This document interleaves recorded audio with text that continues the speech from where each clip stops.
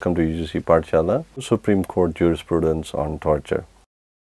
What are the learning outcomes of the module? To learn the constitutional basis for protection against torture and various cases which expanded the scope of right to life. To understand the guidelines regarding arrest laid down by Supreme Court decisions with regard to arrest and custodial torture. Fundamental rights occupy a place of pride in the Indian Constitution. No civilized nation can permit torture to happen. Does a citizen discard his fundamental right to life the moment a policeman arrests him? Can the right to life of a citizen be put in abeyance upon his arrest? These questions touch the core of human rights jurisprudence. The answer indeed has to be an emphatic no. The precious right guaranteed by Article 21 of the Constitution of India cannot be denied to convicts under trials, detainees and other prisoners in custody except according to the procedure established by law by placing such reasonable restrictions as are permitted by law. Through numerous judgments, jurisprudence has emerged from the Honorable Supreme Court with regard to the issue of torture, constitutional basis for protection against torture. In Maneka Gandhi's case, judiciary has expanded the scope and ambit of Article 21 of the Constitution. The right to life under Article 21 is not confined merely to physical existence, but it includes within its ambit the right to live with human dignity. In Indrajit versus State of Uttar Pradesh, the Supreme Court held that punishment which has an element of torture is unconstitutional. The court has frowned upon the practice of keeping prisoners who have been awarded death sentence in solitary confinement. Apart from Article 21, the court has also held it invalid under Article 20, Section 2. A person under death sentence is held in jail custody so that he is available for execution of the death sentence when the time comes. No punitive detention can be imposed on him by the jail authorities except for prison offences. He is not to be detained in solitary confinement as it will amount to imposing punishment for the same offence more than once, which would be violative of Article 20, Section 2. In Inder Singh versus State Delhi administration, the Supreme Court issued certain directions regarding treatment of two young men convicted of murder and sentenced to life imprisonment with a view to reform them. Article 21 of the Constitution is the jurisdictional root for this legal liberalism. In Raghuveer Singh versus Haryana, the Supreme Court said, "We are deeply disturbed by the diabolical recurrence of police torture resulting in terrible scars in the minds of common citizens, that their lives and liberty are under new peril because the guardians of the law destroy human rights." In Prem Shankar Shukla versus Delhi administration, the Supreme Court held that handcuffs are prima facie inhuman, unreasonable and at first blush arbitrary without fair procedure and objective monitoring. The court recognized the need to secure the prisoner from fleeing but asserted that this does not compulsorily require handcuffing. The guidelines laid down by the court are: 1. To be used only if a person is a. involved in serious non-bailable offences, has been previously convicted of a crime, b. is of desperate character, violent, disorderly or obstructive, c. is likely to commit suicide, d. is likely to attempt escape. Second, reasons for handcuffing must be clearly recorded in the police daily diary in order to reduce discretion. 3. Police must first seek judicial permission for the use of restraint during arrest or on a detainee. 4. At first production of an arrested person, the magistrate must inquire whether handcuffs or fetters were used and if so demand an explanation. In the case of Sunil Batra II, B. Delhi administration, the court reiterated that handcuffs and irons bespeaks a barbarity hostile to a goal of human dignity and social justice. In Kishore Singh versus State of Rajasthan case, Krishna Iyer J. has observed, "Nothing is more cowardly and unconscionable than person in police custody being beaten up, and nothing inflicts a deeper wound on our constitutional culture than a state official running berserk regardless of human rights." In Francis Coralie Mullin versus Union Territory of Delhi, the Supreme Court has condemned cruelty or torture as being violative of Article 21 in the following words: "Any form of torture or cruel, inhuman or degrading treatment would be offensive to human dignity and constitute an inroad into this right to live, and it would on this view be prohibited by Article 21 unless it is in accordance with the procedure prescribed by law.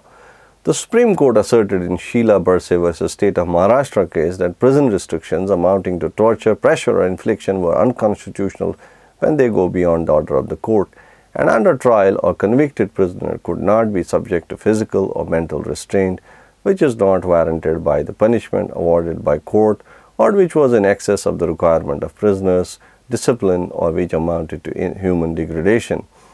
In Mohanlal Sharma v. State of Uttar Pradesh, the Supreme Court has ruled that it is a well-recognized right under Article 21 that a person detained lawfully by the police and that legal detention does not mean that he should be tortured or beaten up. If it is found that the police have ill-treated a detainee, he would be entitled to monetary compensation under Article 21. Guidelines on arrest. In Joginder Kumar v. State of Uttar Pradesh, the Supreme Court set 4 major guidelines that are to be followed by the police in all cases of arrest. These are: an arrested person in custody is entitled, if he so requests, to have one friend or relative or other person known to him or likely to take interest in him told as or relative or other person known to him or likely to take interest in him told as far as it is practicable, that he has been arrested and details as to where he is being detained. The officer shall inform the arrested person of the above rights. An entry is to be made in the case diary as to who was informed of the arrest in the concerned case. Departmental instructions are to be issued that a police officer making arrest should record in the case diary the reasons for making the arrest. In order to ensure that the above directions complied with, the court declared that it shall be the duty of the magistrate before whom the arrested person is produced to satisfy that these requirements have been met. Taking cognizance of the reporting of large number of custodial crimes in India, the Supreme Court delivered a historic indictment in D.K. Basu v. State of West Bengal, which laid down rules for custody jurisprudence. The apex court felt the urgency of streamlining the structure and functions of the law enforcement machinery responsible for effecting arrests in the country. The court observed that there should be more transparency and accountability in the system so far as arrests and detentions of the offenders are concerned. In addition to the statutory and constitutional requirement, it was made mandatory on part of the law enforcement agencies to observe the following guidelines at the time of effecting arrests of an offender. The police personnel carrying out the arrest and handling the interrogation of the arrestee should bear accurate, visible and clear identification and name tags with their designations. The particulars of all such police personnel who handle interrogation of the arrestee must be recorded in a register. The police officer carrying out the arrest of the arrestee shall prepare a memo of arrest at the time of arrest, and such memo shall be attested by at least one witness who may be either a member of the family of the arrestee or a respectable person of the locality from where the arrest is made. It shall also be countersigned by the arrestee and shall contain the time and date of arrest. A person who has been arrested or detained and is being held in custody in a police station or interrogation center or other lockup shall be entitled to have one friend or relative or other person known to him or having interest in his welfare being informed as soon as practicable that he has been arrested and is being detained at the particular place unless the arresting witness of the memo of arrest is himself such a friend or a relative of the arrestee. The time, place of arrest and venue of custody of an arrestee must be notified by the police where the next friend or relative of the arrestee lives outside the district of town through the legal aid organization in the district and the police station of the area concerned telegraphically within a period of 8 to 12 hours after the arrest. The person arrested must be aware of his right to have someone informed of his arrest or detention as soon as he is put under arrest or is detained. An entry must be made in the diary at the place of detention regarding the arrest of the persons, which shall also disclose the name of the next friend of the person who has been informed of the arrest and the names and particulars of the police officials in whose custody the arrestee is. The arrestee should, were he or she so request, be also examined at the time of his arrest, and major and minor injuries, if any present on his or her body, must be recorded at the time. The inspection memo must be signed both by the arrestee and the police officer affecting the arrest, and it is copy provided to the arrestee. The arrestee should be subjected to medical examination by a trained doctor every 48 hours during his detention in custody by a doctor on the panel of approved doctors appointed by Director Health Services of the concerned state or union territory. Director Health Services should prepare such a panel for all tehsils and districts as well. The court in the same case observed that failure to comply with the requirements mentioned above shall, apart from rendering the concerned official liable for departmental action, also render him liable to be punished for contempt of court, and the proceedings for contempt of court may be instituted in any high court of the country having jurisdiction over the matter. The extent of these detailed instructions is itself an indication of judicial concern over illegal detention, torture, and custodial deaths. However, an individual being picked up by police anywhere in the country is under enormous pressure, and he or she would not directly confront the power of the men in uniform. In such a situation, it is extremely unlikely that he or she will be able to insist on the safeguards these judicial orders provide. Judgments on protection of women against torture. In the case of Sheila Bursey, so let's examine the judgments on protection of women against torture. Sheila Bursey, the court has given directions to ensure protection against torture and maltreatments of women in police custody, which are as follows. Female suspects must be kept in separate lockups under the supervision of female constables. Second, interrogation of females must be carried out in the presence of female police officials. Third, a person arrested without a warrant must be immediately informed about the grounds of arrest and the right to obtain bail. 4. As soon as an arrest is made, the police should obtain from the arrested person the name of a relative or a friend whom he would like to be informed about the arrest. The relative or friend must then be informed by the police. 5. The police must inform the nearest legal aid committee as soon as an arrest is made and the person is taken to the lockup. 6. The legal aid committee should take immediate steps to provide legal assistance to the arrested person at state costs, provided such person is willing to accept legal assistance. 7. The magistrate before whom an arrested person is produced shall inquire from the arrested person whether he has any complaints against torture and maltreatment in police custody. The magistrate shall also inform such person of his right to be medically examined. In the case of Arvind Singh Bagga versus State of Uttar Pradesh, the court has given an extensive definition of torture. According to the court, torture is not merely physical but may even consist of mental and psychological torture calculated to create fright to make her submit to the demands of the police.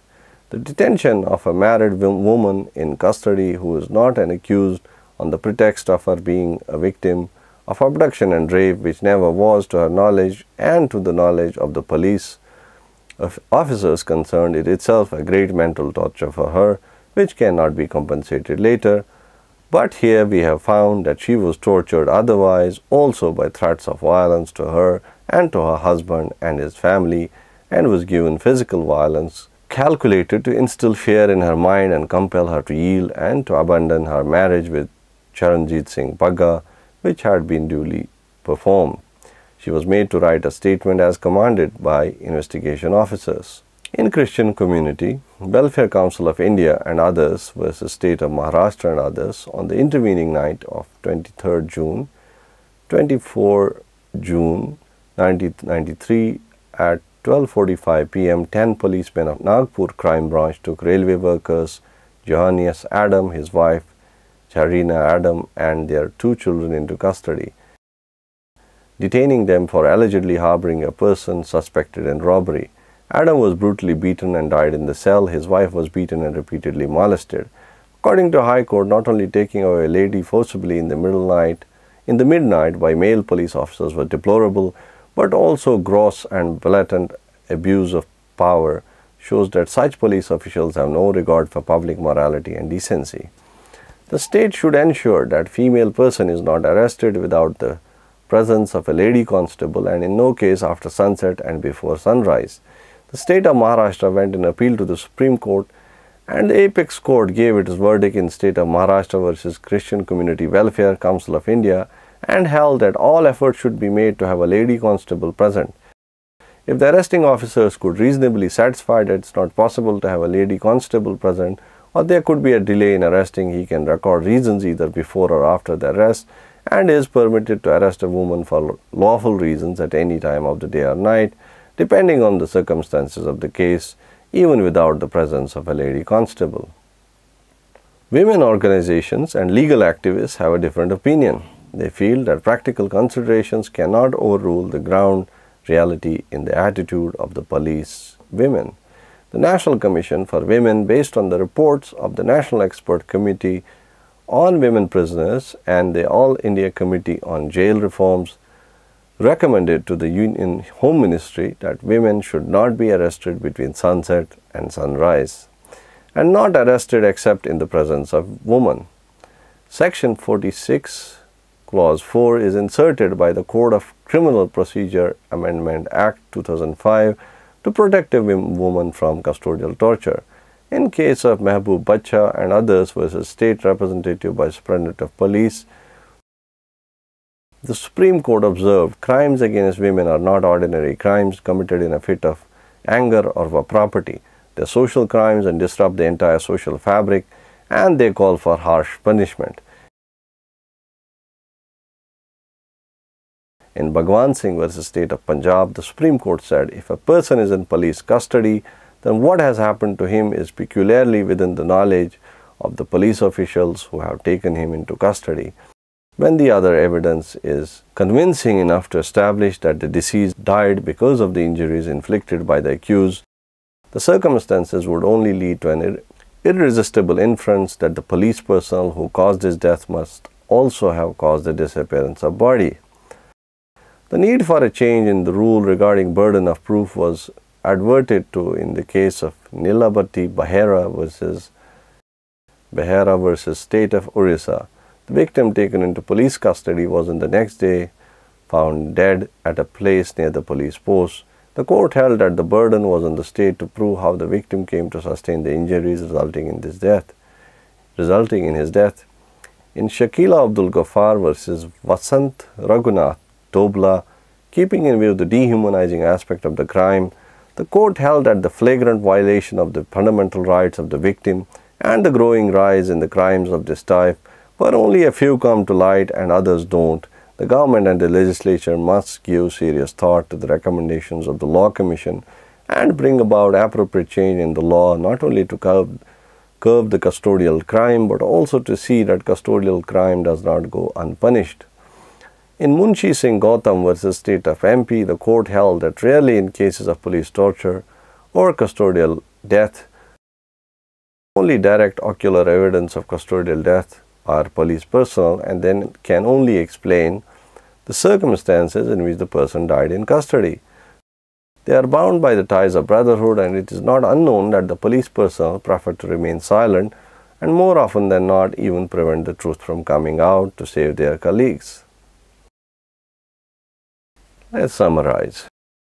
In this module, the key takeaway is that constitutional provisions could be read in a liberal sense to give protection against torture.